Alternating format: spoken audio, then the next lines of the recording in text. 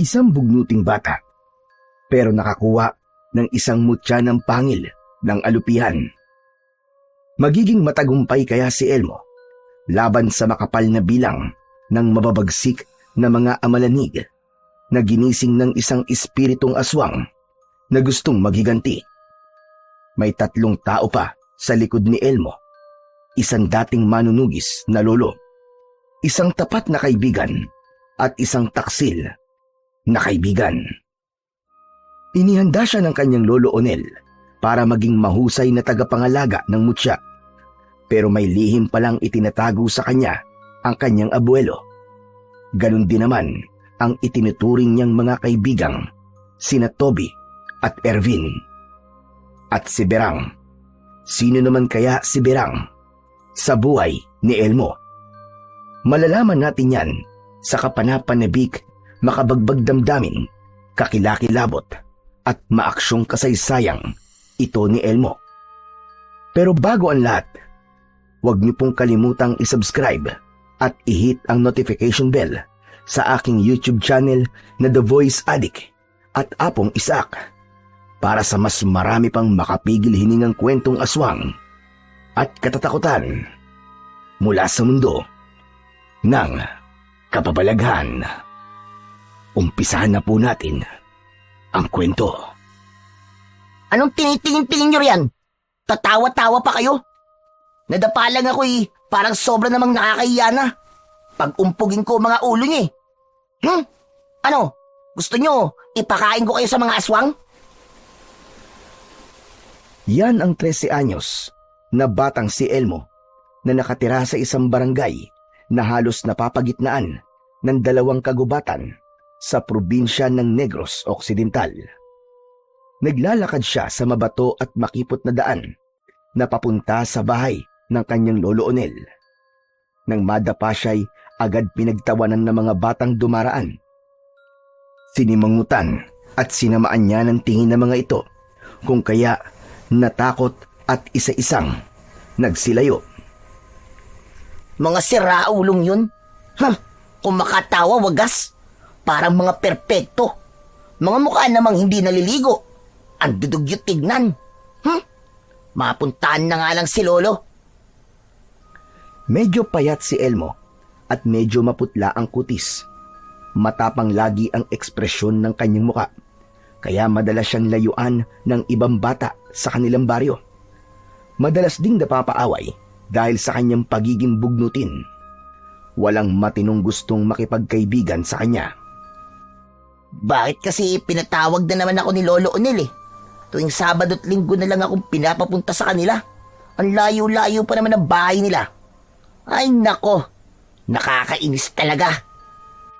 Nang makarating na si Elmo sa bahay ng kanyang lolo Onel, pagpasok pa lang niya ay padabog na niyang isinara ang pinto. Nagulat pa ang matanda na halos mapalundag habang abala sa ginagawang anting-anting na gawa sa balat ng ahas. Isa itong albularyo at dating manunugis ng mga aswang. Bihira itong batang ito. Bakit ba ang lakas ng pagsarado mo ng pinto? Gigibain mo yata ang bahay ko Ano ba problema mo? Kasi naman Lo yung mga bata doon kanina sa daan, nakakainis. Saka, bakit ba kasi luman-luma na itong bahay nyo? Parang isang pitik na lang magigiba na. Lumipat na kasi kayo sa bahay namin. Kaya kayo na pagkakamalang aswang Sobrang luma na kasi nito Hindi itong bahay ko ang magigiba, Elmo. Ang kinabukasan mo magigiba kung hindi mo to irerespeto. Lalo na ako na ihahanda ka bilang tagapagtanggol dito sa baryo natin. Napasimangot si Elmo sa sinabi ng kanyang abuelo. Ay nako, heto na naman po tayo. Para kay Elmo, si Lolo Onel ay sobra ng pinaglumaan ng panahon. Lagi na lang amoy usok, amoy langis na hindi niya maintindihan kung ano. At kung magsalita ay palagi na lang makahulugan o malalim. Kaya naman, nasusuya na siya. Saka, bakit ba pinapunta niyo na naman ako rito, Lolo? Pahinga ko sana ang Sabado at Linggo eh. May gagawin pa sana kami ni na Toby at Kuya Erwin ngayong hapon. Hindi na naman kami makakapaglakwatsa nito. Nilapitan ni Lolo Onel si Elmo at tinapik ang balikat na inakay itong umupo sa tabi ng ginagawa nito. Pasensya naman na po. Pero importante kasi itong gagawin natin mamayang gabi. May nararamdaman kasi akong panganib na darating dito sa ating baryo. Natatandaan mo yung mga kwento ko sa noon tungkol sa mga aswang. Mukhang may ilang unti-unting nagigising. Napakunot ang noo ni Elmo. Ano po? Nananakot ba kayo, Lolo? Saka may aswang bang napatay nyo na? Magigising pa rin? Oo, Apo. Meron. May mga aswang na muling nabubuhay matapos ang maraming taon at lumalabas sa hukay. Tinatawag silang mga amalanhig. Po? Amalanhig? Tama ka. At hindi lang basta karaniwang amalanhig. Ang kinakatakot ko mas mataas na uri ng mga amalanhig. Yung may kakaibang kakayahan. Hindi ko lang alam kung anong klaseng kakayahan ang taglay nila. Pag-aaralan ko pa base sa mga nasasagap ko mula sa mga halaman sa paligid.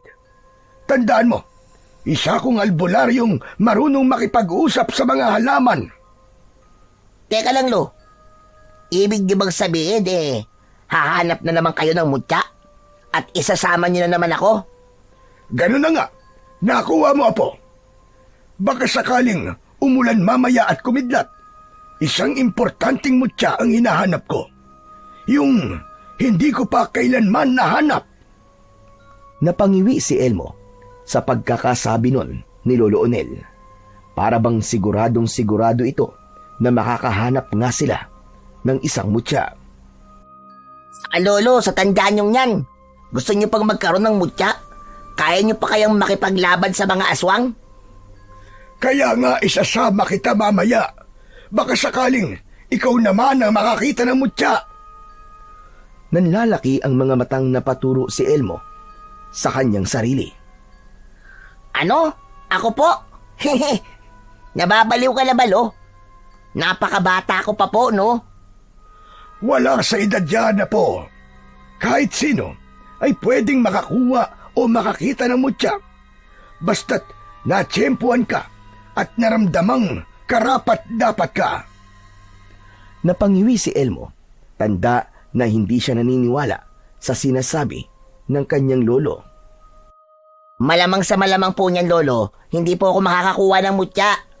Paano naman kaya magiging karapat-dapat ang isang tulad ko? Dadalawa na nga lang ang kaibigan ko. Ang totoo nga po niyan maraming may ayaw sa akin. Kayo na lang po. Di ba? Medyo may inis din po kayo sa akin. Basta. Sasama ka sa akin mamaya. Lalabas tayo. Naihanda ko na mga gamit natin. Itong anting-anting ding ito na ginagawa ko ay patapos na. Para sa ito. Gawa ito sa balat ng ahas na nakita ko sa gubat. O orasyonan ko na lang ito mamaya. Paano po, Lolo, kung ayoko po sumama? Hindi pwedeng hindi ka sumama, Apo. Naisama na kita sa dasal ko kanina. Sumumpa pa ako na kung hindi kita maisasama, ay kahit ako na ang makidlatan mamaya, basta't hindi lang ikaw. Sumumpa talaga kayo, Lo? Kay dami-daming pwedeng isumpa, bakit ganun pa?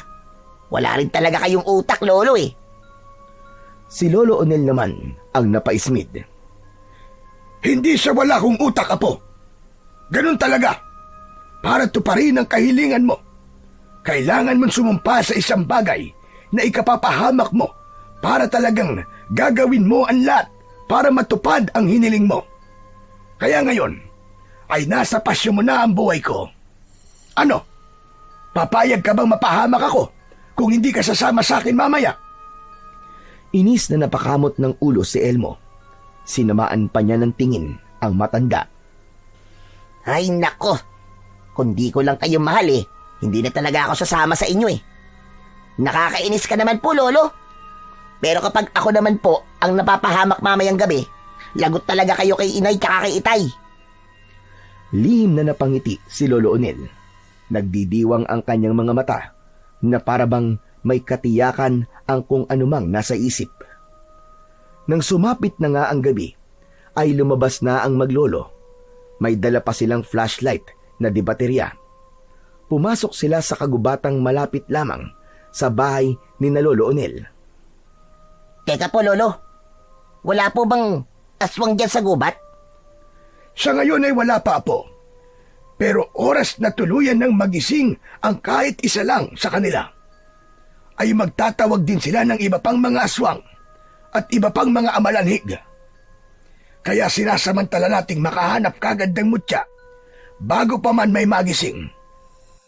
Pero Lo, paano niyo po bang nararamdaman na may magigising na ika nyo nga na amalanig? Sasagot sana si Lolo Onel nang biglang gumuhit ang isang mahinang kidlat sa kalangitan. Sa halip ay napatingala ang matanda at napansin ang mga bituin ay unti-unti nang natatakpan ng makakapal at maiitim na mga ulap. Sumunod ay dumagundong ang mahina ring kulog. Sabi ko na nga ba? At uulan ngayon, Apo. Sandali silang tumigil sa paglalakad. Hinilabas ni Lolo Onel ang dala nilang mga kapote. Isinuot nila ang mga ito. Sakto naman siyang pagbuhos ng mahinang ulan. Nakita mo na, Apo. Tama ako. Umulan, kumulog at kumidlat. Nararamdaman kong tuto pa rin ng langit ang kahilingan kong makahanap ngayon ng mutya. Pero sana lang, ikaw ang makatsyempo. Pero parang natatakot po ako, Lolo. Para kasing may naririnig akong kakaibang mga kalusko sa paligid eh. Natigilan si Lolo Onel. Pinakiramdaman nito ang paligid. Makaraan ay sinalat-salat pa niya ang mga dahon ng mga puno at ilang talahib na nadadaanan nila. May mga ligaw na asong pumasok sa gubat, Apo. Hindi ka dapat matakot. Isa pa, magsisilbing tagapagsabi sila sa atin kung may kakaibang mga nilalang silang makita sa loob ng gubat. Aalulong sila. Yun ang magiging babala sa atin. Nagpatuloy sa pagpasok sa kagubatan ang maglolo. Kada madadaanan nila ay iniilawan nilang maigi. Si Lolo Onel ay kung saan-saan at kung ano-ano ang tinututukan ng flashlight. Pati punso ay hindi pinapaligtas at mga natumbang puno, mga uka o kakaibang hukay sa lupa at maging mga bato ay binabaligtad. Lo, anong mutya po ba ang gusto nyo makita? Bakit pati malalaking bato po binabaliktad nyo? Isang mutya sa 5 mga mutya ng mga hayop sa ilalim ng lupa ang gusto kong makita, po. Mutya ng bubuli, mutya ng bulate, mutya ng ahas, at mutya ng kwagong lupa. Ay nakahanap na ako nun pa. Nagamit ko na rin. Pero ang mutya ng pangil ng alupian ay hindi pa ako nakakakita. Yun ang gusto kong mahanap ngayon na po. Mutya ng pangil ng alupian? Sa likod bahay po namin, Lo. Maraming mga alupian. Bakit pa tayo magpapakahirap maghanap dito sa gubat? Hindi karaniwang alupian lang ang tinutukoy ko, Apo. Higanting alupian ang ibig kong sabihin. Malalaking mga alupian na umaabot na 9 pulgada ang haba at sintaba ng daliri ng tao.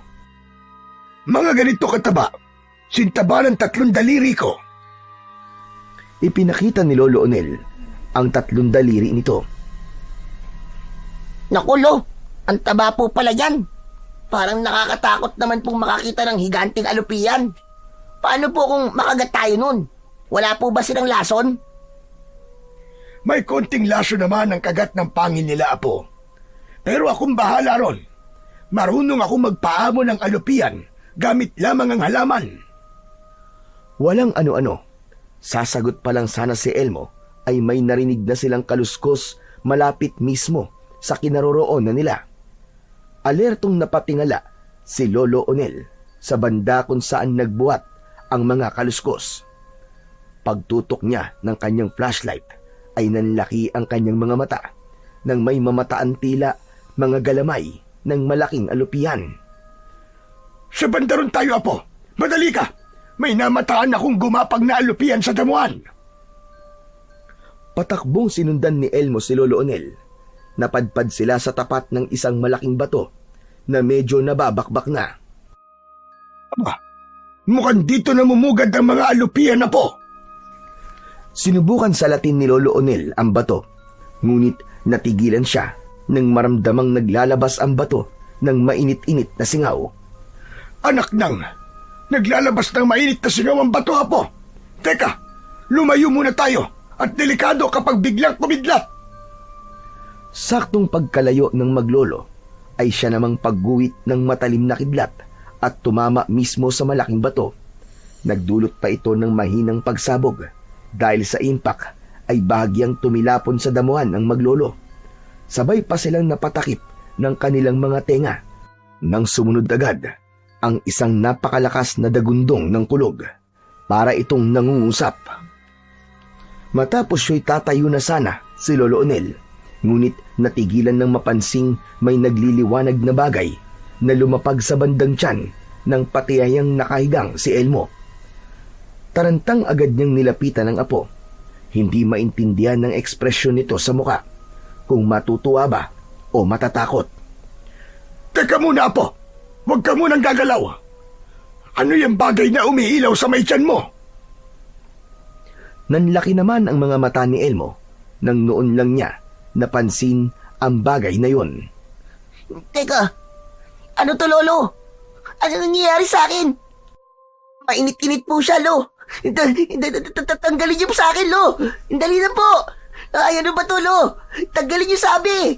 Baka lalo po uminit at papaso na ako. Dadamputin sana ni Lolo Onel ang bagay na yon, pero bigla siyang natigilan nang may maalala. Sandali. Ikaw ang dapat tumawak niya, Apo. Baka mutya na yan. Napakunot ang noon ni Elmo sa tinuran ng kanyang lolo, pero biglang parang na-curious siya na baka nga yun ay isang mutya. Kaya naman ay dinampot na rin niya ito. Walang ano-ano ay napakislot si Elmo nang biglang tusukin siya ng umiilaw na bagay na yon. Ora mismo ay parang may mainit na bagay na biglang pumasok sa loob ng kanyang katawan. Naguluhan siya dahil doon. Lo, tinusok po ako. Tapos, parang may mainit po pumasok sa katawan ko, Lo. Baka ano pong mangyari sa akin? Bigla ay tumigil ang pag-ilaw ng hawak-hawak ni Elmo. Lumantad ang talagang anyo nito. Nanlaki naman sa tuwa ang mga mata ni Lolo Onel nang mapagtanto kung ano ang hawak ni Elmo. Aha! Sa wakas! Yang hawak mo, Apo, ay isang pares ng pangil ng higanting alupian. Isang mutya. Ho? Isang mutya po to? Saka, tinusok po ako, Lolo, tsaka ano eh. Naputol ang sasabihin pa sana ni Elmo nang bigla siyang nakaramdam ng hilo. Hanggang sa maya-maya pa, tumirik ang kanyang mga mata at tuluyang nawalan ng malay. Nataranta naman si Lolo Onel at lalo pa siyang nataranta nang maramdaman niyang parang may hudyat na ipinararating sa kanya ang mga dahon ng mga halaman sa paligid. Naglalabas sa mga ito ng kakaiba ngunit pamilyar na amoy. At yun ay babala. Sabi ko na nga ba, tuluyan ng may kaluluwa ng aswangan na gising sa kagubatang ito. Kailangan ko magmadali. Kailangan makalabas kami kagad dito ng apo ko. Mabilis na binuhat ni Lolo Onel sa kanyang balikat ang kanyang apo. Kahit medyo nahihirapan, ay binilisan niyang maglakad hanggang sa halos tumakbo na nang marinig niya ang sunod-sunod na pag-alulong ng mga asong pumasok sa kagubatan. Hingal kabayo si Lolo Onel nang muli silang makabalik sa kanyang tahanan. Inilapag niya si Elmo sa isang katre at kagad na gumawa ng paraan para pabalikin ang malay nito. Ngunit nang hindi kagad bumalik ang malay ni Elmo, pero nang matiyak naman niyang huminga pa ito, ay yung mutya naman ng pangil ng alupian ang pinagdiskitahan niyang suriin. Ginamit niya ang lahat ng kanyang nalalaman bilang isang dating manunugis at isang albularyo. Ganun na lamang ang pagkamangha niya nang matukoy kung gaano kalakas ang taglay nitong enerhiya. Swerte ng apo ko. Lubhang malakas ang taglay na kapangyarihan ng mutyang ito. Pero kailangan ko ring ihanda ang apo ko. Yak na mas malalakas din ang mga aswang na makakalaban niya. Gagawin ko ang lahat para matulungan siyang tuluyang matalo mga natitira pang bakas ng mga aswang. Nang gabing yon, sa kagubatang pinanggalingan ng maglolo, may isang parte roon kung saan matatagpuan ng isang malalim na uka sa lupa na natatakpan ng tumubo at gumagapang na mga baging. May mga ungol at singasing na nagmumula sa madilim na loob nito. Meron pang isang pagkaitim-itim na usok na sumisingaw, palabas at nagsimulang maglakbay sa kagubatan na parabang merong hinahanap. Kinaumagahan, araw ng linggo, ay sakalang nanumbalik ang malay ni Elmo. Agad siyang bumangon at parabang hindi na niya maalala ang nangyari nung nagdaang gabi. Kumusta, apo? Kumusta na ang pakiramdam mo? Nilagay ko na rin sa bulsa mo ang mutya ng pangil ng alupian. Ginawang ko ng lalagyanan na gawa sa balat ng ahas. Ingatan mo, apo, at wag na wag mong iwawala yan. Ano po? Mutya ng pangil ng alupian? Ano po pinagsasasabi niyo, Lo? Hayala naman po kayo sa pagsasalita niyo parang nung unang panahon pa eh. Napakabugnutin mo talagang bata ka. Hindi mo ba naaalala nangyari sa'yo kagabi nang pumasok tayo sa kagubatan para maghanap ng mutya? Napasimangot na pilit namang inaalala ni Elmo ang sinasabi ng kanyang lolo. Wala po akong maalala, Lo eh. Baka naman nanaginip lang kayo. Nakasama niyo ako kagabi. Ang alam ko eh, gumawa lang kayo ng anting-anting na gawa sa balat ng ahas kagabi. Hay, Lo, matanda na talaga kayo. Huwag niyong bilugin ang ulo ko. Nagtaka si Lolo Onel sa sagot ni Elmo. Ikikwento pa sana niya ang lahat ng nangyari kagabi, pero naudlot nang biglang makarinig sila ng ingay sa labas. Parang may naghahabulan. Dali-daling bumangon si Elmo at tinungo ang nakabukas na bintana para tignan kung ano ang nangyayari. Narinig din kasi niya ang tinig ng dalawa niyang tanging kaibigan na sina Toby at ang Kuya Erby niya. Si Toby ay halos kasing edad niya. Ulila ng lubos at palaboy-laboy lang sa kanilang baryo. Si Erby naman ay 16 anyos na. Palaboy-laboy din at dating isang basagulero. Itinakwil na ito ng mga kamag-anak dahil nga sa dating pagiging takaw-gulo. Kung paano niya naging kaibigan ng mga ito ay hindi niya na eksaktong maalala. Lolo, tingnan niyo po. Sila Toby at Kuya Erby, no? Dugaan po ang tuhod. Tumatakbo po sila papunta rito. Hindi pa man nakakadungaw si Lolo Onel sa bintana, mabilis nang tumakbo palabas si Elmo para puntahan ang kanyang mga kaibigan. Toby, anong kalokohan na naman yung ginagawa nyo? Saka bakit duguan ang mga tuhod mo? Anong ginawa sa ni Kuya Ervin at parang hinahabol ka niya? Huminto muna si Toby sa tabi ni Elmo at sinikap munang pahintuin ang paghingal bago sumagot. Pinunasan din ito ang nagdurugong duhod gamit ang laylayan ng short na suot. Elmo, hindi to kalokohan, Elmo. At hindi rin ako hinahabol ni Kuya Ervin. Ang totoo, hinahabol din si Kuya Ervin ng isang kakaibang tandang na manok malapit doon sa kagubatan. Tutulungan lang sana niya ako eh. Ano ka mo? Kakaibang tandang na manok? Oo, Elmo, tama ka. Tinuka ko ng manok na yun na ewan kung bakit parang ang mata kagaya ng mata ng tao. Ang talim ng titig niya. Ang sakit din ng tuka sa tuhod ko. Parang bakal sa tigas ang kanyang tuka. Ayun na si Kuya Ervin, oh. Kahit tanungin mo, nakita rin niya yung manok na yun nang tukain ako. Nooy nakalapit na rin sa kanila sina Ervin at si Lolo Onel. Nasukbit pa sa bewang ang isang mahabang itak na nababalot ng itim na tela. Totoo sinabi ni Toby, Elmo. Kakaiba talaga ang manok na yun. Nakakatakot ang titig niya. Galit na parang gustong pumatay ng tao. Toby, iyo, nakita mo ba talaga ang mata ng manok na sinasabi mo? Opo, Lolo Onel. Parang mata nga po ng tao. Tapos po pulang-pula po tapos ang dami pong parang ugat. Natitigilang nag-iisip si Lolo Onel. Hindi maganda ito. Sigurado kung hindi basta manok lang ang nakita niyong yon, mga iyo. Palagay ko'y kumikilos na ang mga espiritu ng mga aswang at sumasanib na sa mga hayop. Hala, sige, pumasok muna kayo sa bahay ko at huwag muna kayong gagala. Dahil lubang delikado, tuloy gagamutin ko na rin at lalagyan ng pangontang langis ang tuhod mo, Toby. Baka ang tuka ng manok ngayon ay may kamandag at baka mahawak at maging yanggaw. Ano po?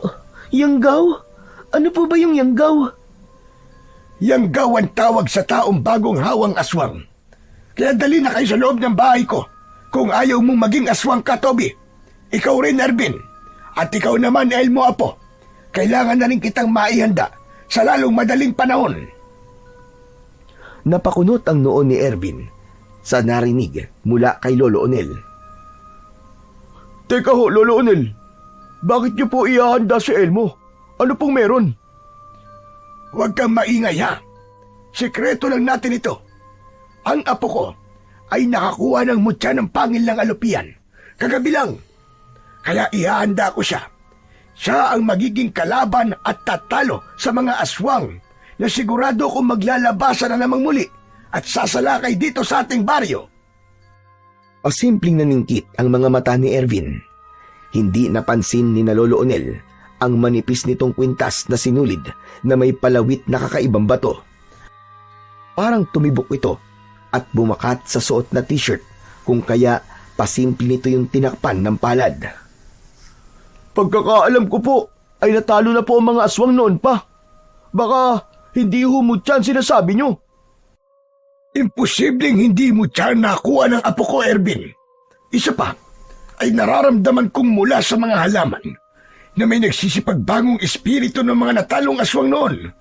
Ibig sabihin, ay may mabubuo talagang mutya bilang panlaban sa kanila. Saka bakit pala, parang may alam ka sa nakaraan?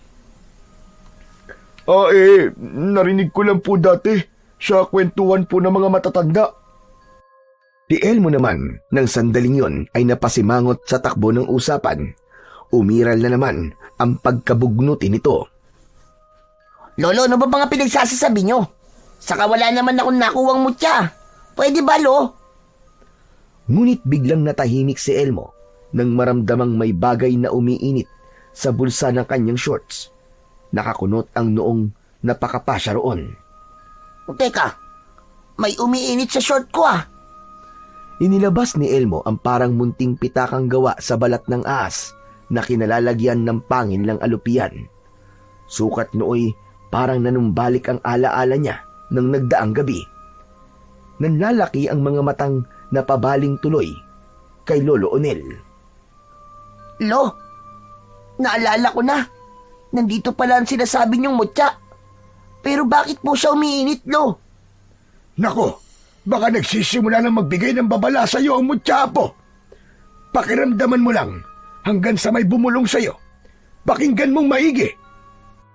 Susundin pa lang sana ni Elmo ang sinasabi ni Lolo Onel nang walang ano-ano'y parang natataranta si Ervin habang kapakapa pa rin ang palawit ng kwintas sa tapat ng kanyang dibdib.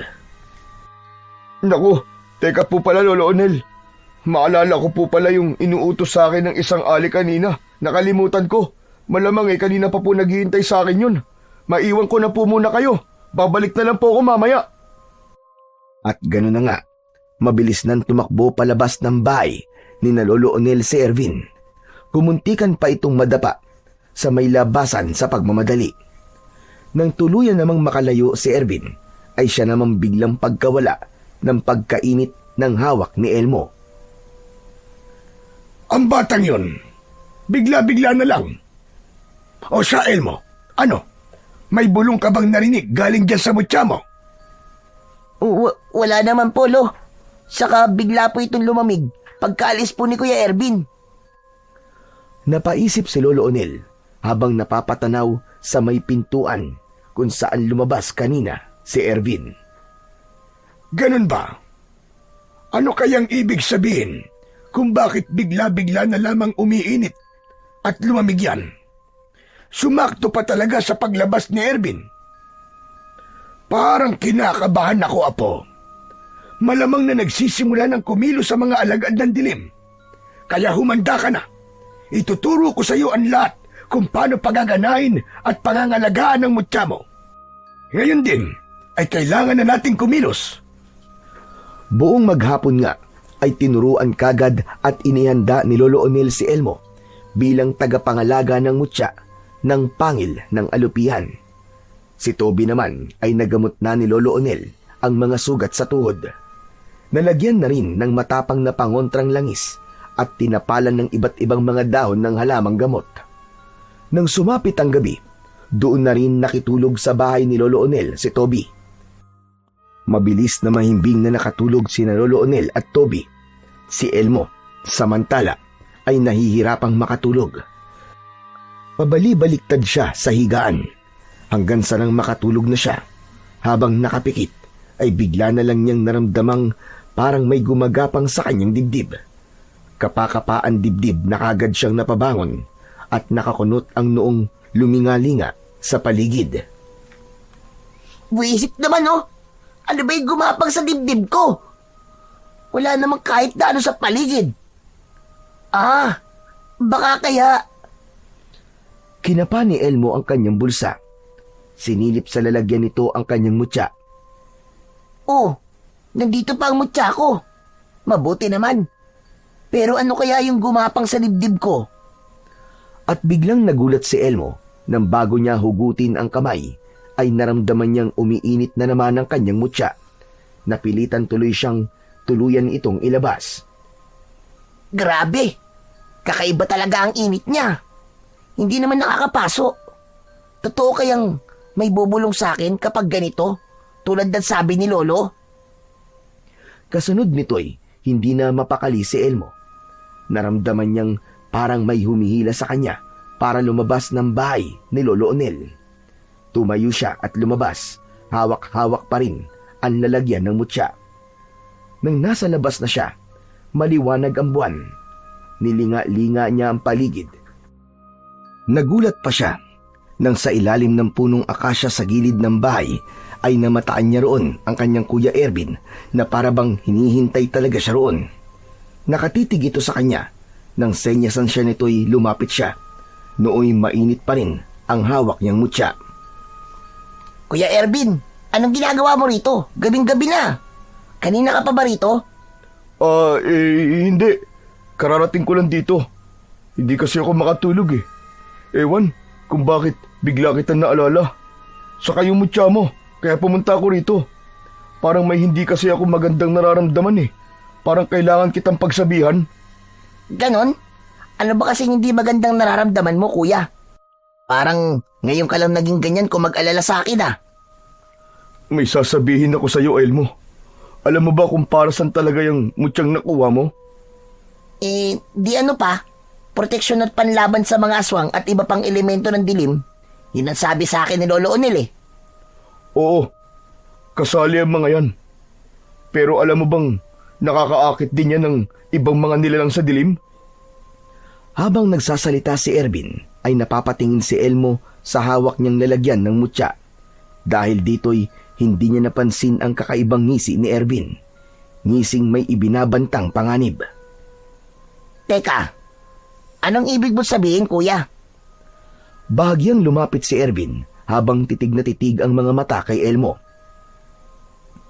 Yang mutya ng pangil ng alupihan ay hindi lang basta proteksyon o panlaban. Simula yan ng isang digmaang inililihim sa atin ng mga matatanda. Dahil ikaw ang tagapag-alaga niyan. Matik na obligado ka ng makipaglaban. At alam mo bang hindi lahat ng tagapagdala o tagapangalaga ng mutya ay nagtatagumpay? Karamihan sa kanila ay brutal na namamatay. Napaismid doon si Elmo. Medyo kinabahan siya sa mga sinabing yun ni Ervin. Pero pilit niyang nilabanan. Tinatakot mo ba ako, kuya?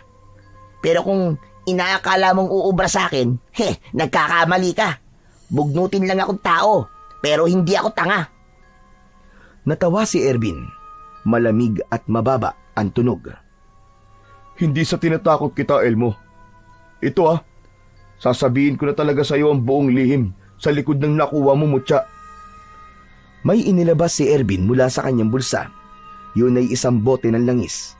Agad na langhap ni Elmo ang kakaiba nitong amoy. Parang pinaghalo ng bulaklak at amoy ng sariwan dugo. Ito, alam mo ba kung ano to? Espesyal tong langis. Isang patak lang nito sa balat ng mutya ay malalaman na kagad ng mga aswang o elemento ng dilim ang kinaroroonan mo. Napaatras si Elmo at nakaramdam ng pagkalito. Ang hawak niya noong mutya ay mainit pa rin, ngunit wala pa rin bumubulong sa kanya. Teka. Nababaliw ka na yata, Kuya Ervin eh. Nag-iimbento ka lang yata ng kwento eh. Walang ano-ano'y biglang natakpan ng makapal na mga ulap ang buwan sa kalangitan. Dumilim ang paligid. Ang mga dahon naman ng akasya ay biglang gumalaw-galaw kahit wala namang umiihip na hangin. Ang ilang mga alitap-tap kanina na napansin ni Elmo na nagliliparan sa paligid ng akasya ay unti-unting nangawala. Sumunod ay nakalanghap si Elmo ng amoy na parang nasusunog na balahibo na may kasamang nabubulok na karne.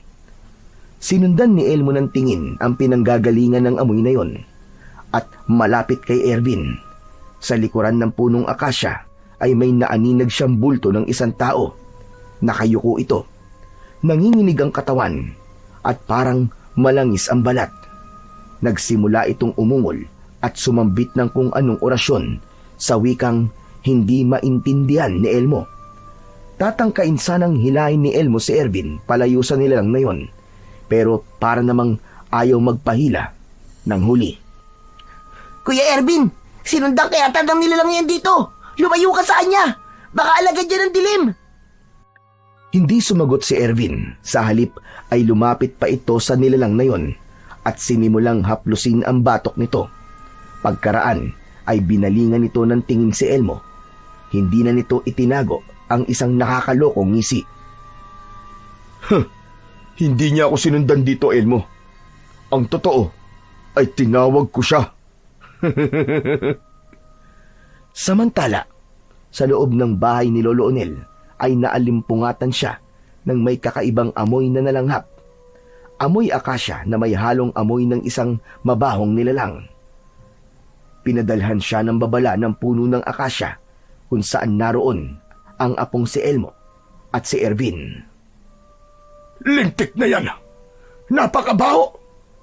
Teka, alam ko ang amoy na yun May nakabangon ng aswang na amalanig. Diyos ko, magsisimula na silang maghasik ng lagim. Natatarantang bumangon si Lolo Onel. Si Elmo kagad ang hinanap niya, ngunit lalo siyang nataranta nang puntahan niya sa silid kung saan natutulog ng magkasama sina Elmo at Toby. At wala ito doon. Wala ang apo ko. Baka inakay na siya ng kanyang mutya. Nako, kailangan ko siyang hanapin at magabayan. Delikado siyang mag-isa. Hindi pa niya kabisado ang mutya. Dali-dali naghanda si Lolo Onel. Nagdala siya ng ilang bote ng langis pangontra at ilang formula ng mga halamang gamot na mabisang pantaboy ng mga aswang at iba pang elemento ng kadiliman. Isinukbit din niya sa kanyang bewang ang kanyang mahaba at matalas na itak na nababalot ng itim na tela. May pahid yun ng mga langis na pangontra. Sa may punong akasya na nagbabala sa akin, baka naroon din si Elmo. Kailangan kong iligtas ang apo ko sa panganib. Ngunit si Elmo ay wala na roon sa may puno ng akasya. Dahil sa takot niya kasi sa nilalang nakasama ni Ervin ay napatakbo siya. Pero sa halip na pabalik sa loob ng bahay ni Lolo Onel ay patong gubat ang napuntahan niya. Habang tumatakbo ay patalon-talon siya sa nakausling malalaking mga ugat ng nagtataas ang mga puno at paiwas-iwas sa paugoy-ugoy na mga baging na may tinik. Natakot din siya sa mga naririnig na iba't ibang mga kaluskos sa paligid. Para ring may mga bumubulong at sumisingasing. Walang ano-ano, sa unahan niya'y may nakita siyang nakakatakot na nilalang na biglang lumabas sa ilalim ng lupa. Maputik ang buong katawan nito, parang patay na muling nabuhay. Nangingitim ang palibot ng malalaki nitong mga mata. Ang isang kamay nito'y nakaunat at parang nanlilimos sa kanya. Umuusal ito sa tinig na mababa at madagundong. Wika nito'y ibigay raw niya rito ang kanyang hawak na mutya. Natigilan si Elmo at napatingin sa hawak niyang lalagyan ng mutya. Noon naramdaman niya ang lalo nitong pag-iinit na halos manginig ang kanyang palad.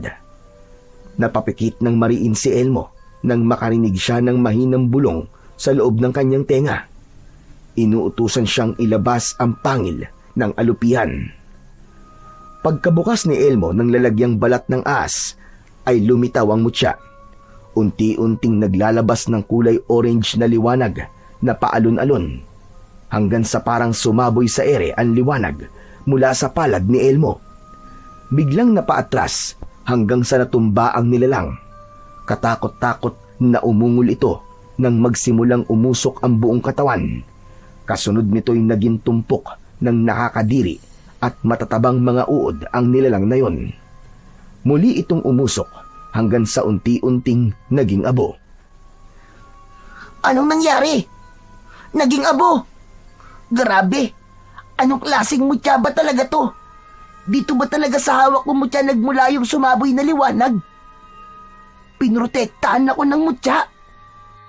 Nang puntong ito'y nakarating na rin sa kinaroroonan ni Elmo, si Lolo Onel. Nasaksihan nito ang nangyari. Sa susunod, ay hindi ka na mapoprotekta ng mutya mo, Apo.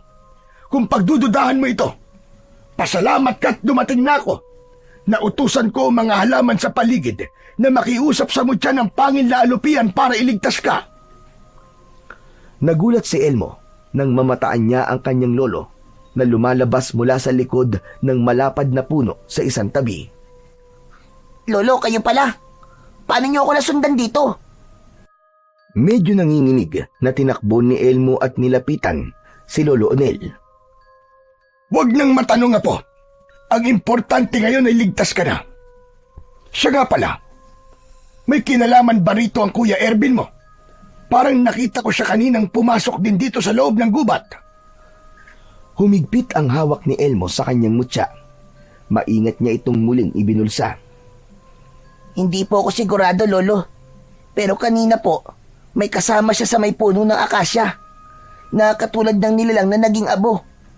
Ano po bang nilalang yun? Aswang, Apo. Aswang na amalanig ang nakita mo.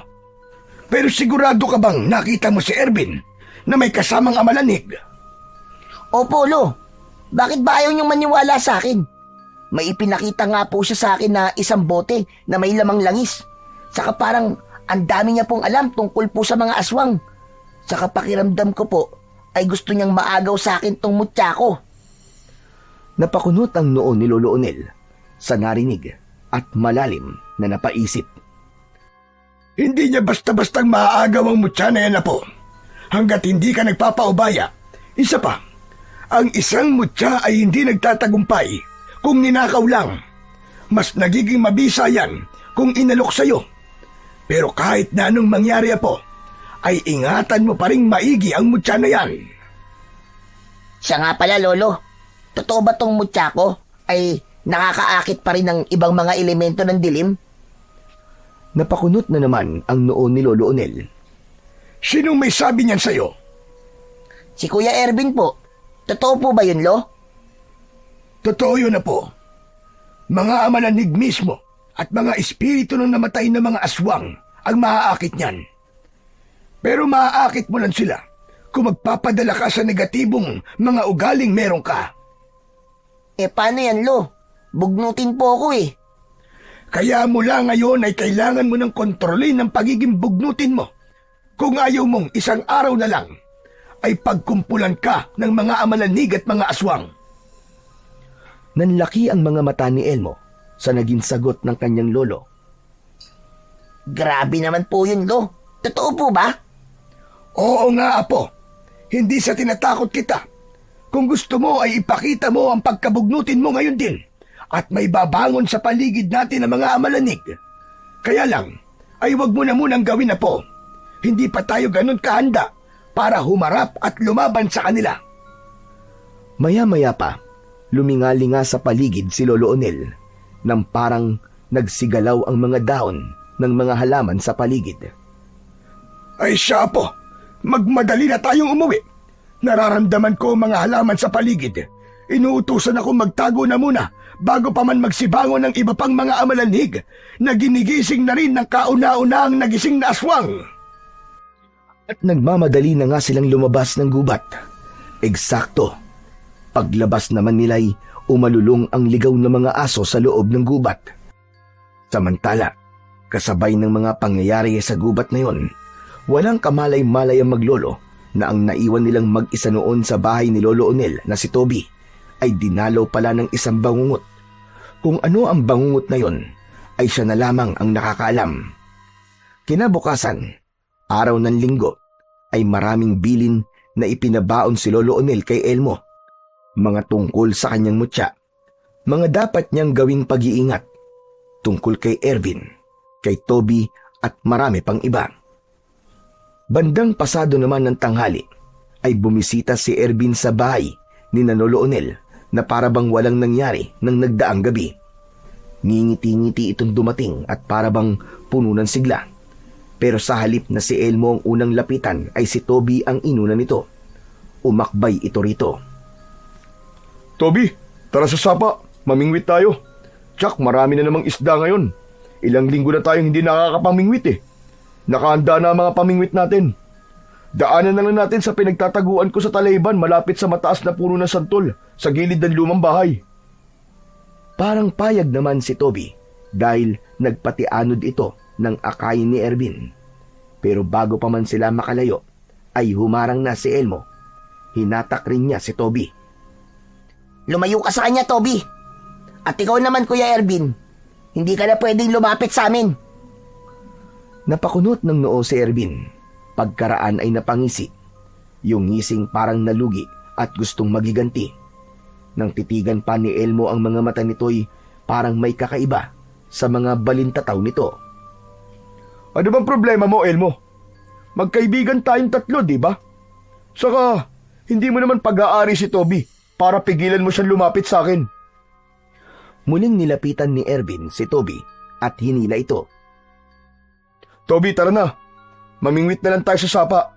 Doon na rin natin ihawin ang mga mahuhuli natin. Tapos, kwentuhan ulit tayo. Nag-aalalang napatingin si Toby kay Elmo. Pwede ba akong sumama sa kanya, Elmo? Sandali lang naman kami sa sapa eh. Hindi ka ba sasama? Bago sumagot, ay tinignan muna ni Elmo si Ervin. Biglang nadako ang mata niya sa leeg nito. Napansin niya ang suot nitong kwintas na sinulid. Dahil sa unti-unti nang sumisibol sa kanya noon ang bisa ng kanyang mutya, ay parang nakikita niyang may manipis na usok na inilalabas ang kwintas nito. Parang nagmumula ito sa nakabakat na palawit sa may dibdib nito na natatakpan ng suot nitong damit. Hindi siya sanay sa ganung nakikita niya, pero ramdam niyang may panganib. Hindi ako sasama, Toby. At hindi ka rin sasama sa kanya kung gusto mo mabuhay. Kinabahan doon si Toby nang hilahin siyang muli ni Elmo. Si Ervin naman ay sandaling natahimik at nag-isip. Ano bang pinagsasasabi mo, Elmo? Umandar na naman ang pagkabugnutin mo eh. Binalingan ni Ervin si Toby. Tinapik nito ang balikat ng huli, pero si Elmo ang kinausap. Kung magbago ka ng isip, Elmo, at gusto mo ring sumama, hihintayin ko kayo sa lumang bahay malapit sa puno ng santol. Dalhin mo na rin ang mutya mo kung gusto mo malaman ang lahat ng katotohanan ng alam ko tungkol dyan. Pagkatapos nito'y umalis na si Ervin. Noon naman sinamantala ni Elmo na pagsabihan si Toby nang tanungin nito kung bakit ayaw siyang payagang sumama kay Ervin. May kakaiba kay Kuya Ervin, Toby. Nag-aalala ko na baka gagamitin ka niya. Malakas ang kutob kong balak niyang agawin sa akin ng mutya ko. Nakita ko kanina ang mga mata niya. May kakaiba talaga sa kanya. Mas mabuti nang nag-iingat tayo sa kanya. Sa kabilang dako, si Ervin ay nagtungo sa sinasabi nitong lumang bahay. Wala nang nakatira doon. Sa loob nito ay nakakubli ang isang bitak sa lupa na parabang may gustong lumabas roon. Sa medyo madilim na sulok ay nagsindi siya ng isang insenso. Gawa yon sa dahong may mabahong amoy na kinuha pa niya sa gubat. May inusal siyang kung ano. Walang ano-ano. Mula sa usok ng mabahong insenso ay lumitaw ang hugis ng isang nakakatakot na espiritong nilalang. Isang matandang babaeng aswang. Ang pangalan nito ay Berang. Kinausap nito si Ervin. Ang boses nito'y basag at parang nagmumula sa ilalim ng lupa. Nasaan na ang butya? Nadala mo ba? Hindi pa. Pero huwag kang mag-alala. Gagawa ko ng paraan para maagaw ang mutyang yun. Bigyan mo lang ako ng sapat na panahon na maisahan ang maglolong yun. Gusto kong madaliin mo ang pag-agaw sa mutya. Gusto kong mabubuhay akong sira-sira na yon. Babawiin ko sa iyo kapag nyariyan ang aking kwintas, kapag nabigo ka. At ikaw ang magiging unang-unang pagkaing alay ko. Kaya siguraduhin mong makukuha mo ang mutya. Huwag ka sabi mag-alala, tanda eh. Basta tuparin mo ang usapan natin na ibibigay mo sa akin ang mutya ng amalanhig. Gusto kong maramdamang katakutan ng mga tao para hindi nila ako maliitin pa. Kinagabihan ay abala na naman si Lolo Onel sa paggawa ng anting-anting.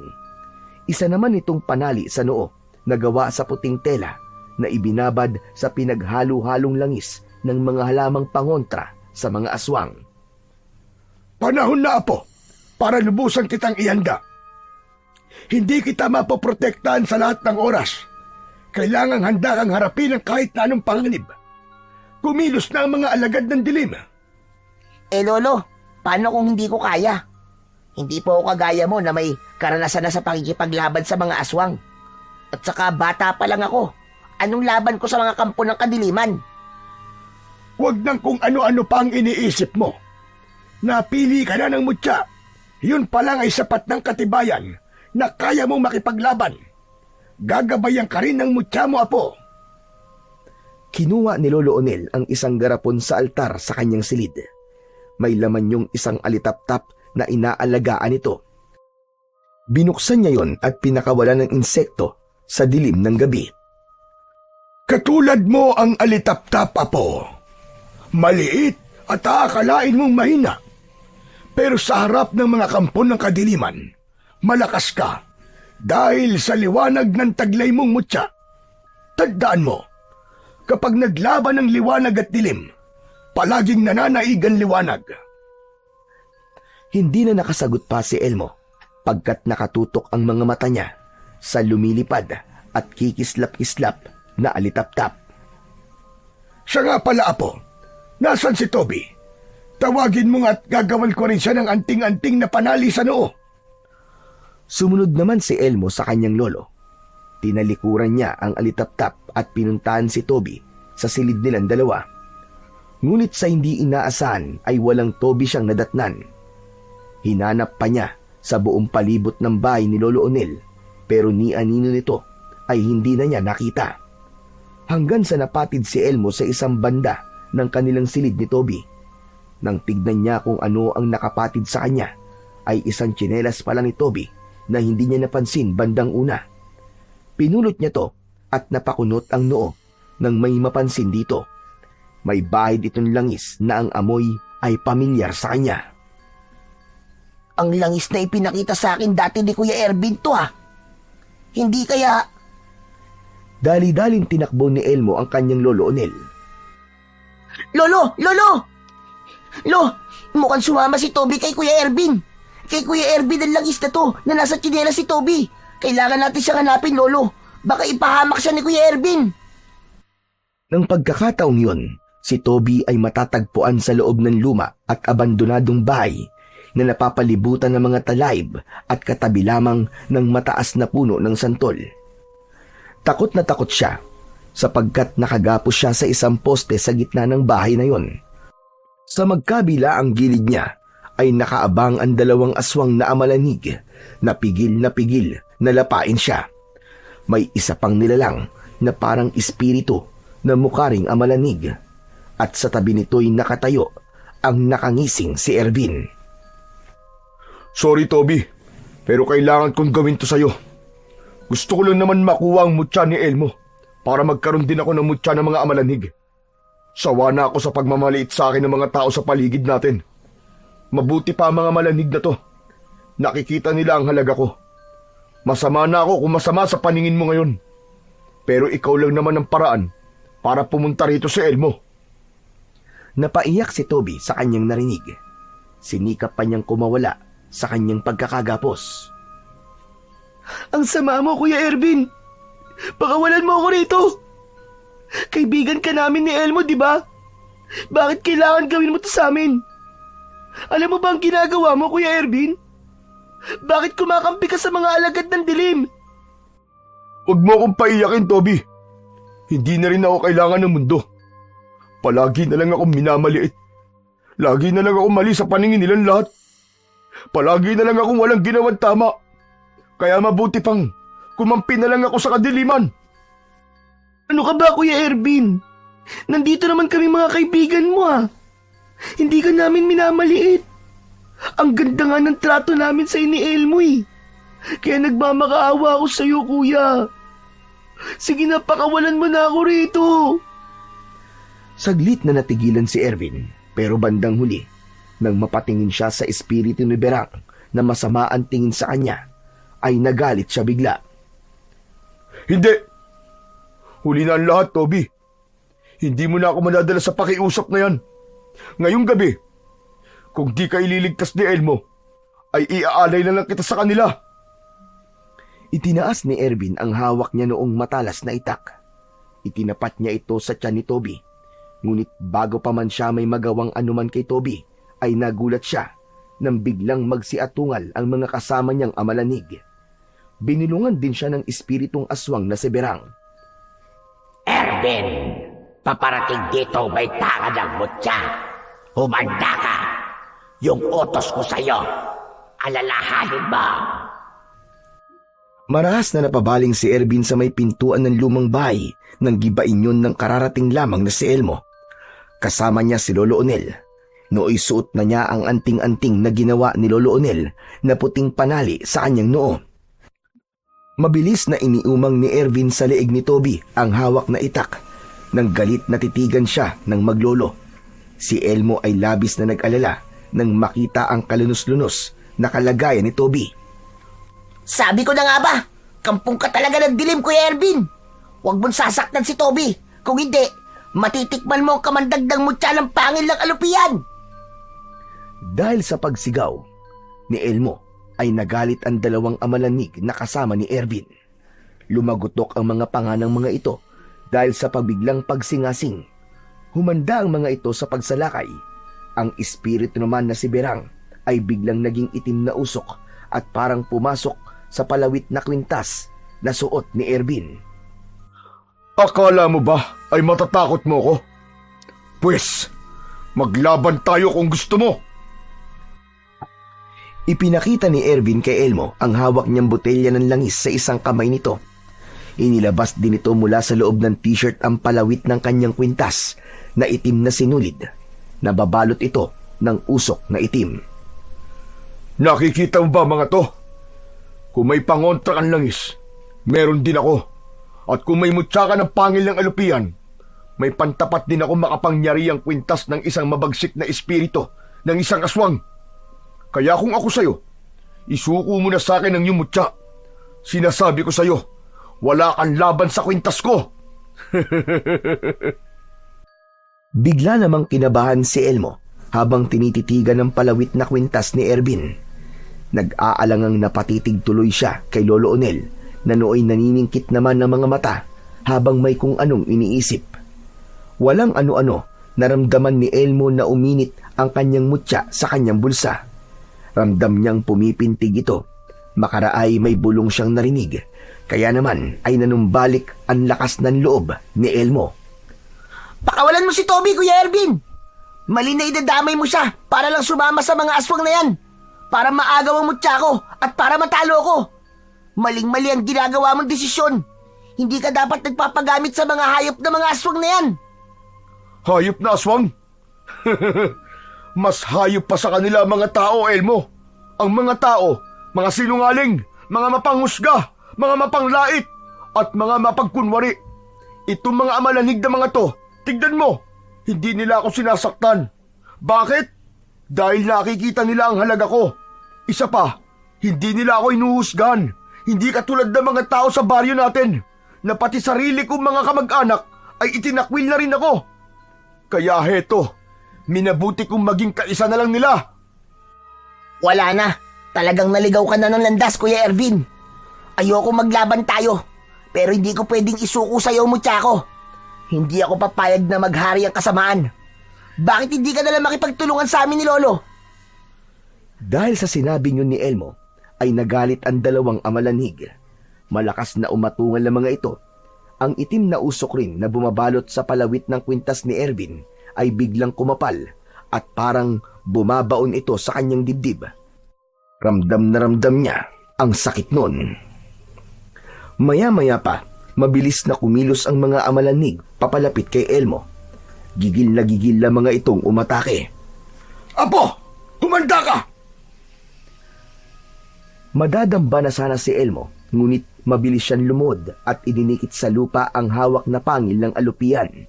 Ang sumunod na nangyari, mula sa munting nilikhang biyak sa lupa ay naglabasan ang napakaraming higanting mga alupian.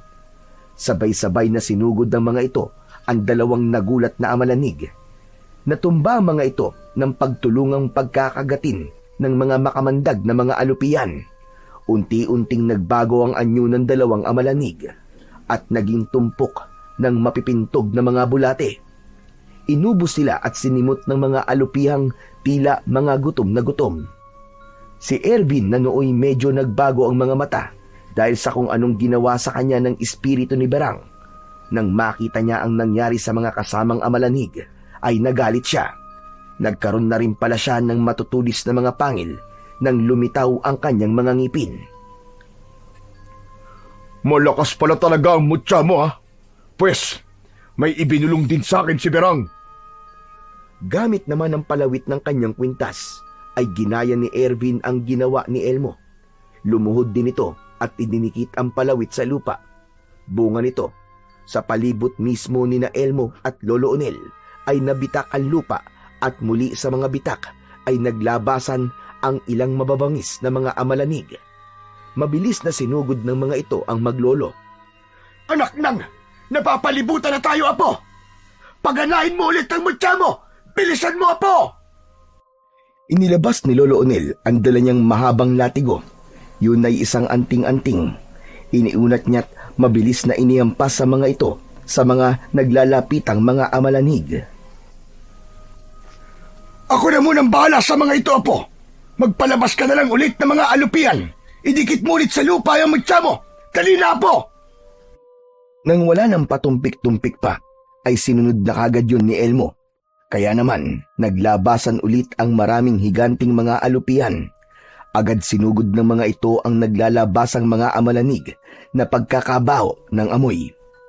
Hindi ganun kabilis na napatumba ng mga alupian ang mga amalanig na yon. Talagang napalaban din ang maglolo. Ngunit ang pagkakataon namang ito'y sinamantala ni Ervin. Tatakas na sana ito nang hindi napapansin tulad ng bulong dito ni Berang. Pero naisipan niyang kalagan si Toby para sana isamang itakas. Ngunit eksaktong tuluyan na sanang makakalagan si Toby mula sa pagkakagapos nang isinakto nitong sumigaw ng malakas kina Elmo. Elmo! Lolo Onel! Tulong! Itatakas ako ni Kuya Ervin! Naalerto sina Elmo at Lolo Onel. Sabay silang napalingon sa direksyon ni Toby. Anak nang, puntahan mo si Toby, Apo! Huwag mo siyang hahayaang maitakas ng bisit na Ervin na yon. Ako nang bahala rito. Dalian mo, Apo! Sa takot ni Ervin na baka magpalabas ulit si Elmo ng higanting mga alupian at sugurin siya, ay hindi na nito itinuloy na itakas si Toby. Hinayaan na lang nito kumaripas ng takbo patungo sa malapit na kagubatan. Nooy kalahati na siyang tao at kalahating aswang. Susundan pa rin sana ni Elmo si Ervin, pero sa kamalasan ay natalisod siya ng isang nakausling ugat ng puno sa kanyang daraanan. Namilipit siya sa sakit ng napuruhang daliri sa paa, ngunit hindi pa rin niya nakalimutang sigawan si Ervin. Salamat ka, Kuya Ervin, at natalisod ako. Sa susunod na magpakita ka pa sa akin, wala ka nang ligtas sa mutya ko. Si Toby na tuluyan ng nakalaga ang natitira pang gapos at si Lolo Onel na natapos na rin ng pakikipaglaban sa mga amalanig na tuluyan ng nilamon ng mga alupian ay parehong mabilis na tinakbot nilapitan si Elmo. Ayos ka lang ba, Elmo? Masakit ba? Sana'y hindi mo pinatakas ang Ervin na yun, Apo. Nagpalabas ka rin sana ng mga alupian para humabol sa kanya. Dapat ay nakuha natin sa kanya at nasira ang suot niyang kwintas. Naramdaman kong medium yun ng isang espiritong aswang. Kung hindi ako nagkakamali, kaninang nakita ko ay parang namukhaan ko siya. Yun ay si Berang na dati naming natalo. Siya pala ang nagising na espiritu ng mga aswang. Ano po? Berang? Aswang? Tama, Apo. Kaya hindi mo sana hinayaang makatakas si Ervin. Teka, yun po ba yung narinig ko kanina na parang may bumubulong kay Kuya Ervin na nanggagaling po sa kanyang kwintas, Lolo Onel? Yun na nga yun, Toby. Malamang na ginagamit lang ni Berang si Ervin para tuluyan siyang mabuo at magkaroon ng pisikal na katawan. Ngayon ay kailangan natin lalong maganda, Elmo, Apo. Samantala, si Ervin ay nakarating sa parte ng gubat kung saan naroon ang natatakpang malalim na uka sa lupa, kung saan lumitaw ang nagising na usok na espiritu ni Berang. Humihingal na ito na huminto sa isang gilid si Ervin. Ang espiritu naman ni Berang ay muling lumabas mula sa palawit ng kwintas ni Ervin. Humarap ito sa kanya. Noon, hindi na ganun kalinaw ang itsura nito. Parang medyo lumabo.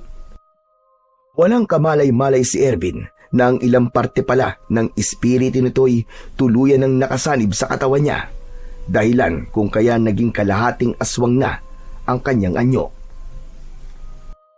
Hindi mo pa rin nakukuha ang mutya, Ervin. Kapag mas tumagal pa na hindi natin makuha yun o masira, ay lalakas at lalakas yun. Mauunahan ang pagkakatawang tao ko. Hindi ako makakapayag na hindi ako makapaghiganti sa Onel na yun. Bigyan mo pa ako ng ilang araw, Berang. O kung gusto mo mapadali, ibigay mo na sa akin ang buong mutya ng mga amalanig. Gusto ko ang pagmamadali mo. Pwes pagbibigyan kita. At dahil malaki ang maiaambag mo sa akin, gagawin din kitang hari ng mga amalanig. Bawat iutos mo sa kanila ay susundin kanila. Gusto mo ba yon? Namilog naman ang mga mata ni Ervin dahil sa labis na tuwa sa kanyang narinig. Parang nasabik siya. Gustong-gusto ko yun. Sa wakas makakapaghiganti na ako sa mga nangmamaliit at nanghuhusga sa akin. Pwes, ihanda mo na ang iyong sarili. Hawakan mo ng dalawa mong kamay ang palawit ng iyong kwintas at pumikit ka ng mariin.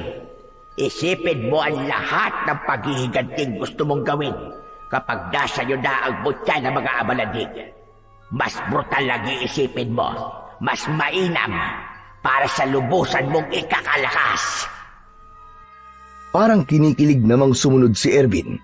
Nang nakapikit na siya, ngumisi ng nakakaloko si Berang. Muli siyang naging usok na itim at walang sabi-sabing pabiglang sumanib sa katawan ni Ervin. Walang ano-ano'y nanginig ang buong katawan ni Ervin, namimilipit at malakas siyang napasigaw.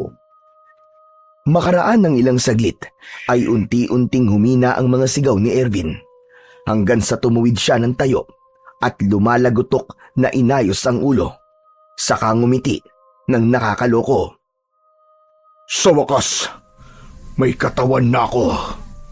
Salamat sa sakripisyo mo, Ervin. Makapagsisimula na rin akong maggasik ng lagim sa baryo at makapaghiganti sa manunugis na pumatay noon sa akin. Humanda ka ngayon sa akin, Tandang Onel. Ipararanas ko sa iyo ng mas brutal pa ang kamatayang ipinatikim mo sa akin noon. Ikaw at ang iyong apo ay gagawin ko ring mga amalanig at ipapakain ko sa inyo ang lahat ng inyong mga kaanak. Nang sumapit ang gabi, matapos ayusin ni Lolo Onel ang nasira niyang anting-anting na parang latigo at magamot ang mga galos ni Toby, naisipan naman ni Lolo Onel na halungkatin ang kanyang baul. Naglalaman yun ng mga gamit niya bilang dating manunugis. Pinanood siya ni na Elmo at Toby, ngunit si Toby, makaraan ng ilang saglit, ay sandaling nagpaalam na iigid.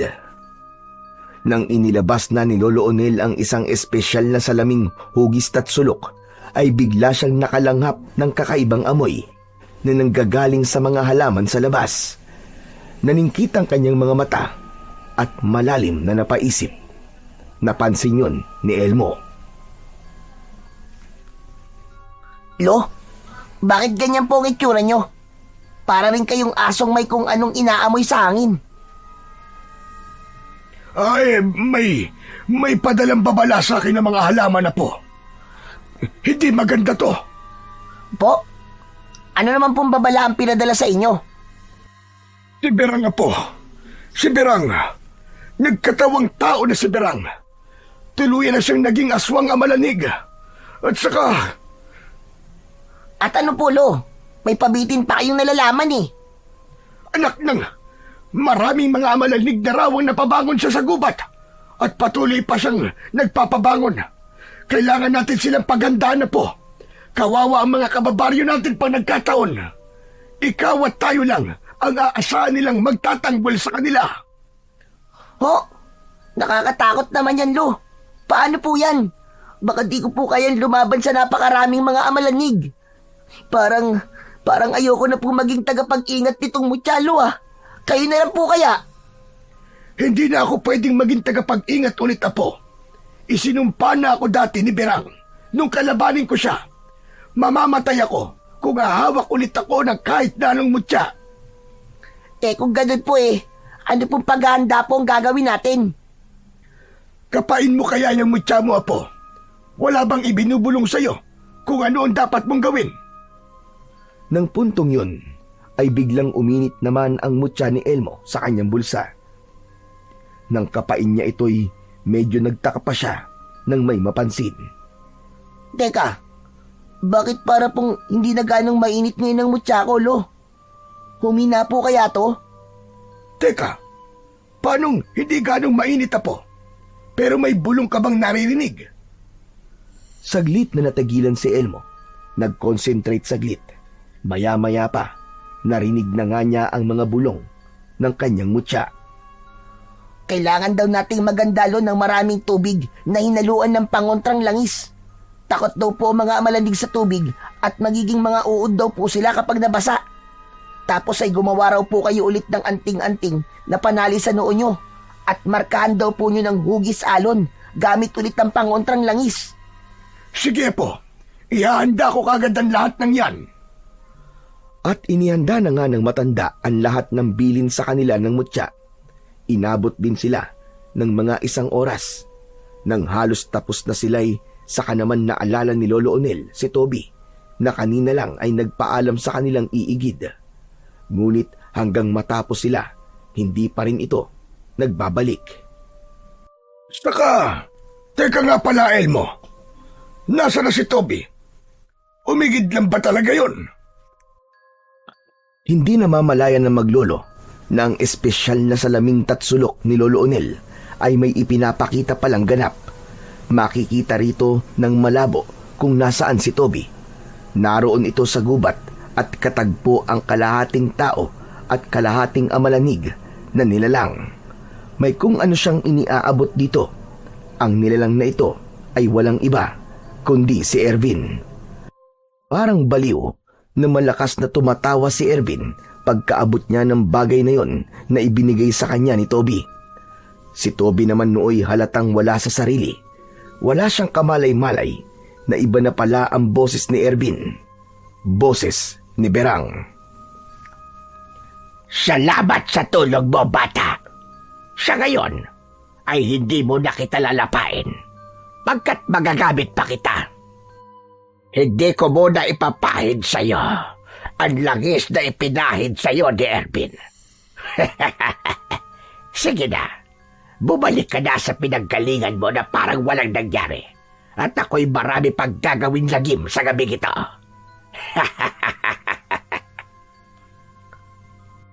Dahil sa lakas ng tawang yun ni Berang, ay parang tumagos ito sa espesyal na salamin ni Lolo Onel. Nagulat nga siya at napatingin sa salamin. Bago pa man nawala ang refleksyon doon ni na Ervin at Toby, ay nakita yon ni Lolo Onel. Mabilis niyang nilapitan at iniangat ang salamin. Nakita ko sa salamin sina Ervin at Toby. Anong meron sa kanilang dalawa? At mapagana nga ulit ito salamin. Kailangan hayaan ko itong gumaganang magdamag. Bakit ba hindi ko ito naalala kagad? Ano po, Lolo? Magkasama sila Toby at Kuya Ervin? Ibig po ba sabihin, magkakampi sila? Imposible naman po yun, Lolo. Di hamak po na mas mabait po si Toby kaysa kay Kuya Ervin. Hindi pa natin sigurado, Apo. Kaya nga pagaganahin ko itong salaming tatsulok. Sa tulong nito ay malalaman natin kung kakampi ba talaga natin o hindi si Toby. Ang kutob ko baka naging katulad na rin siya ni Ervin na ginamit na ni Berang. Tuso talaga ang Berang na yon. Matapos namang mapagana ni Lolo Onel ang salaming tatsulok, ay siya namang pagdating ni Toby. Halatang wala pa rin ito sa sarili. Parang robot lang kung maglakad. Lo, tignan niyo si Toby Parang wala siya sa sarili. Kaagad inilapit ni Lolo Onel ang tatsulok na salamin at itinapat yon kay Toby. May kung anong wikang Latin na sinambit si Lolo Onel sa salamin. Ang sumunod na nangyari ay biglang sinapo ni Toby ang kanyang ulo.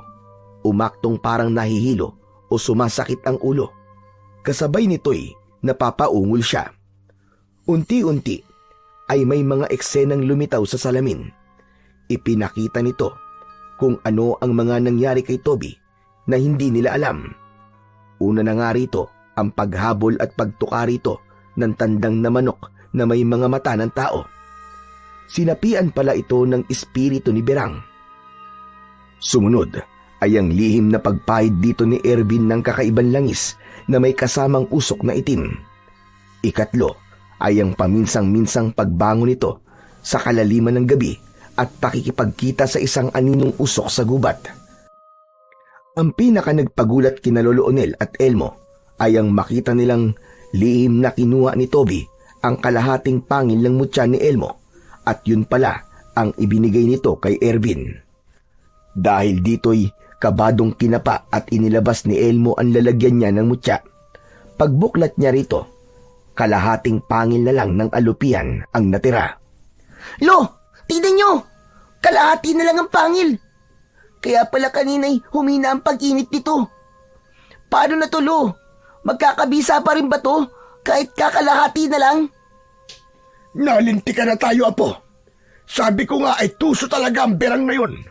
Wala tayong kamalay-malay sa mga pinaggagawa niya. Desperado talaga siyang makapagiganti. Ngayon ay kailangan nating mag-isip ng paraan, Apo, kung paano rin natin matatapatan ang katusuan ng Berang na yon. Mag-isip ka rin, Apo. Galingan nating mag-isip. Magtulungan tayo. Si Toby naman nooy nanumbalik na ang isip matapos mabasa ng salamin na tatsulok ang nakaraan niyang mga pinaggagawa ng lihim. Kusa ring nawala ang bisa ng ipinahid ni Ervin dito na langis. Hindi rin siya makapaniwala sa mga nagawa ng mapagtanto ang mga ito dahil ginising rin ng salamin ang parang napris niyang diwa. Parang nakukonsensya siyang nagpalipat-lipat ng tingin kina Lolo Onel at Elmo. Tumulo ang mga luwa sa kanyang mga mata at lihim niyang pinaid ang mga ito. Maya-maya pa, tinawag ni Toby ang pansin ni Elmo at itinuro niya ang tatsulok na salamin. Elmo, Tignan mo ang salamin. Parang kumikislap-kislap siya. Parang inuutusan ako salatin mo siya. Salatin mo, Elmo! Unay nag-alinlangan pa si Elmo kung susundin si Toby o hindi. Napatingin pa siya kay Lolo Onel na parang hinihingi niya ang pagsang-ayon nito. Lo, nakabalik na ba sa katinuan si Toby? Malamang apo, tignan mo. Hindi na siya parang wala sa sarili. Anong klaseng salamin po ba ito, Lolo Onel? Bakit parang nakita ko po kanina ang mga pinagagagawa ko nang hindi ko alam? Paano ko po nagawa ang mga yun? Hindi totoong kinuha ko ang kalahating pangil ng mutya mo, Elmo. Hindi ko magagawa yun. Makahulugang nagkangitian ang maglolo at lihim na nagtanguan. Samantala ay bigla namang may naisip si Elmo habang napapatingin sa kumikislap na salamin. At dahil nakita naman niyang bumalik na sa katinuan si Toby, ay nakuha na niyang salatin ang salamin. Bigla ay parang nagliwanag ang isip ni Elmo pagkasalat niya sa salamin. Nakaisip siya ng solusyon kung paano pupunan ang kalahating pangil ng alupian na napunta kay Ervin o kay Berang. Aha! Alam ko na ang gagawin natin, Lolo.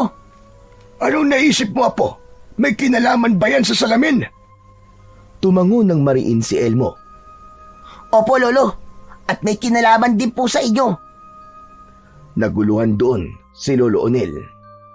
Teka, anong ibig mong sabihin, apo? May isa raw po kayong nagawang malaking pagkakamali na kailangan yung itama at pagbayaran. Ang totoong dahilan daw po kung bakit hindi na ulit kayo pinagkatiwalaan ng kahit na anong mutya. Biglang napanunok ng laway si Lolo Onel at pinagpawisan ng malapot. Magsasalita pa sana siya, pero napayuko na lang siya at malungkot na napatango-tango sa apo. Oo, apo. Itatama ko rin talaga ang pagkakamali kong yon. Ang totoo'y pinagsisisihan kong ginawa ko yon.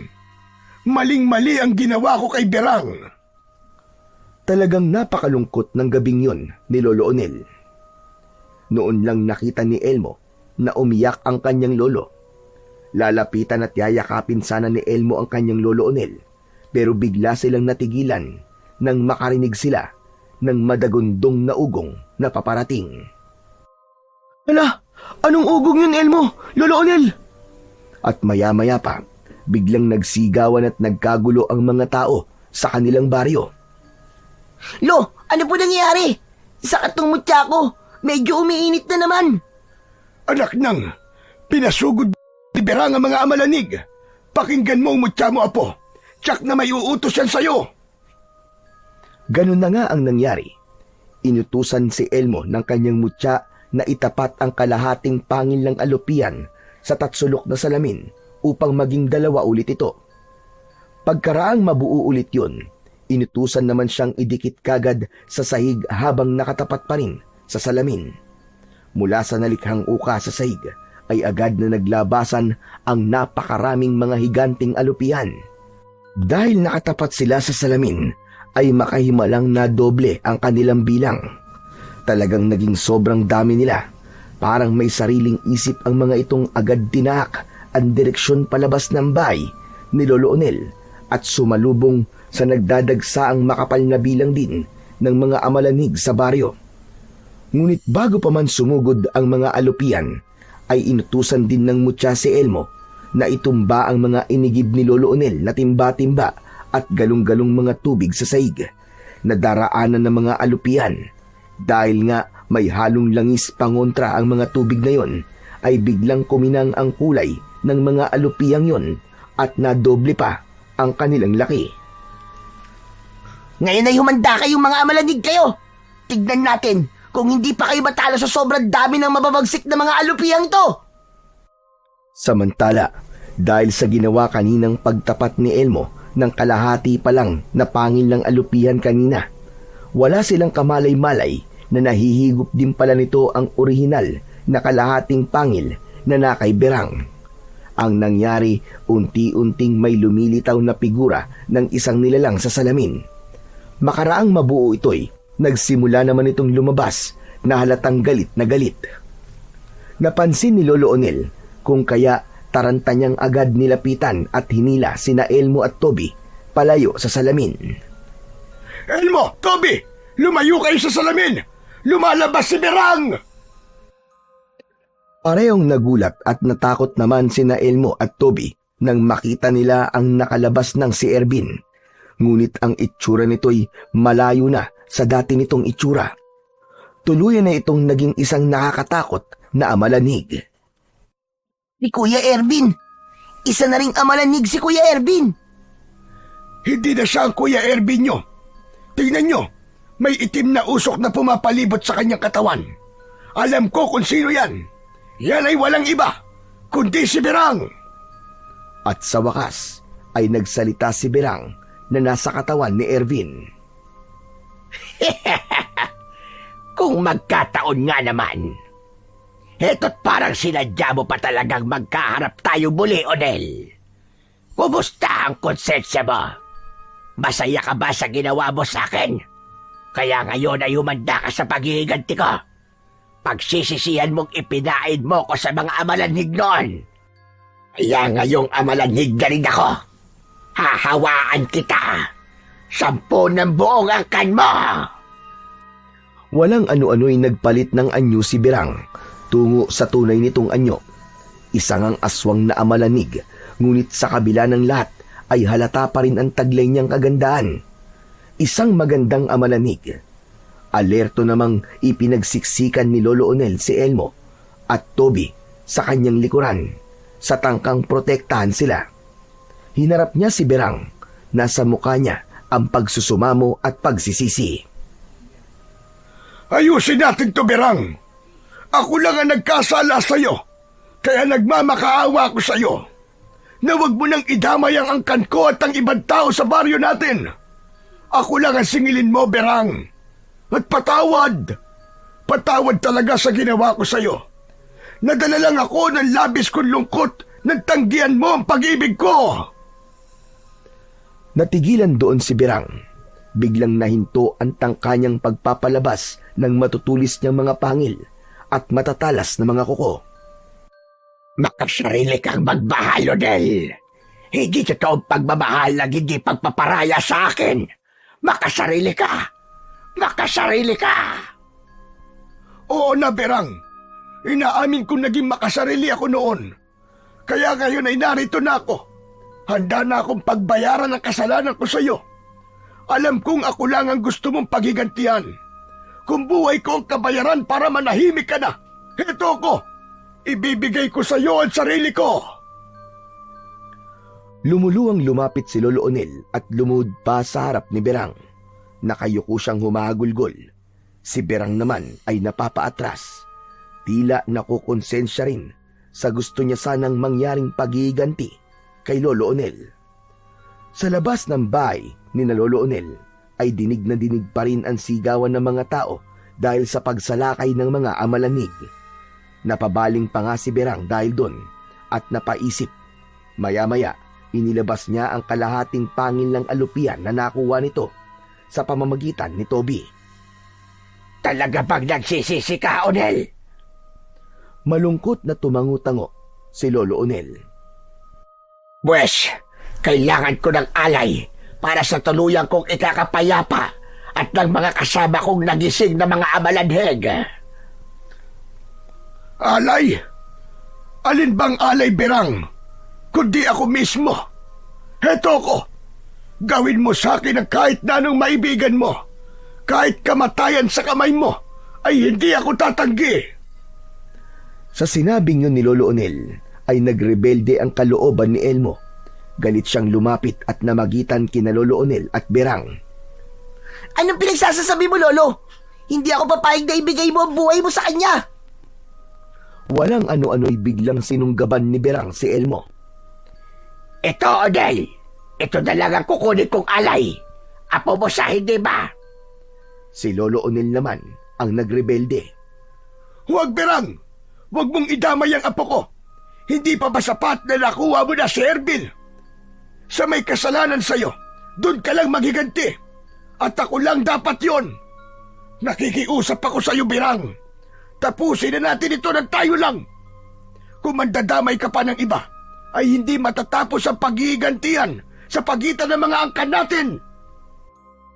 Samantala, si Toby naman ay nagmamasid lang habang nag-iisip at humahanap ng tiyempo.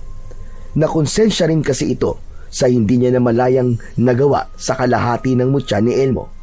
Alam nitong kailangan din itong may gawin para iligtas ang maglolong kumupkup sa kanya. Kailangan niyang ituwid ang kanyang pagkakamali. Paano kung ayoko, Onel? Paano kung yun mismo ang gusto kong magyari? Ang walang hanggang higantihan sa pagitan ng mga angkan natin. Huwag! Huwag, Berang! Heto na ako! Handa na rin ako maging tulad mo para pareho na tayong dalawa. Hindi ka magiging masaya kung idadamay mo pa ang mga susunod nating salinlahi.